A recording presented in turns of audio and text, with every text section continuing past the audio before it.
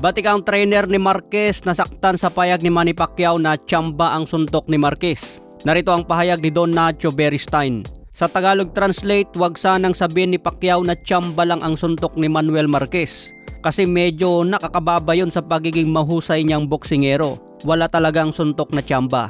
Ayan mga tol, dismayado ang dating trainer ni Marquez. Dahil nakakabawas daw yun sa husay ni Marquez kapag sinabi ang tsamba lang ang suntok niya. Bilang trainer ni Marquez talagang nasaktan siya, lalo na galing mismo kay pambansang kamauman ni Pacquiao.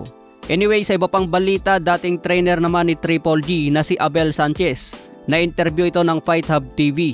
Pwede nyo panoorin ang buong interview mga tol. Ito ang mahalagang sinabi niya tungkol sa laban ni Pacman.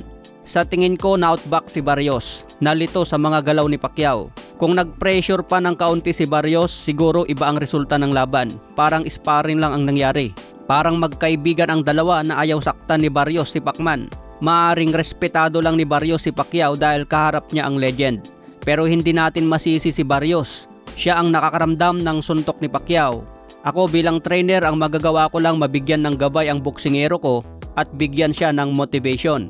Pero hindi naman ako tinatamaan ng suntok. Kaya iba pa rin ang vision ng boksingero na lumalaban dahil sila ang tinatamaan ng suntok, hindi ang trainer. Kaya hindi ko rin masisi si Barrios kung bakit nila naging maingat ito kay Pacquiao. Sabi pa ni Abel Sanchez, kaya pa ni Pacquiao lumaban. Base sa nakita ko, tatalunin pa niya si Rolly Romero. Sa tingin ko mas exciting na laban ito kontra Romero. Sa ngayon kaya pa ni Pacquiao lumaban pero kailan ito titigil sa pagboboxing? Baka matulad si Manny Pacquiao sa mga dating legend na bago titigil, kailangan muna magulpi para maisip na hindi na kaya lumaban pa. Ayan mga tol, nabanggit niya si Rolly Romero na mas maliit kay Barrios. Sa style ni Romero, kaya talaga ito ni Pacman. Awkward ang tirada ni Romero pero malakas. Hindi ito madalas bumato ng jab gaya ni Barrios. Puro power lang din itong si Romero.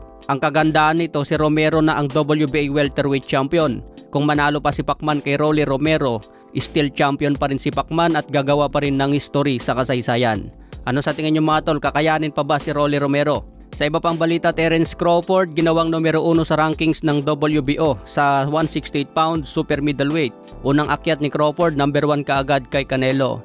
Kahit naman hindi ilagay si Crawford sa number 1, mapapalaban pa rin siya kay Canelo.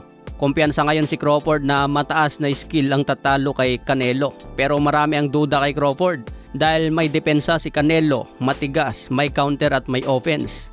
Mabagal lang si Canelo pero may timing ang suntok at kayang mag-counter. Kaya masusubukan talaga dito ang husay ni Crawford kung madadala niya ang reflex sa 168 pounds. Sa iba pang balita, na Naoya Inoue nag-post at sinabing lagi nilang sinasabi na malaki si Tapales. Pero ang totoo, ako lang talaga ang maliit para sa super bantamweight. Nag-aanda na ngayon si Inoue upang tapusin si Akhmadaliev sa September. Ang susunod na laban niya kontra David Picasso. Pagdating ng taong 2026, ikakasa na ang laban niya kontra Junto Nakatani. Okay mga tol, hanggang sa muling updates.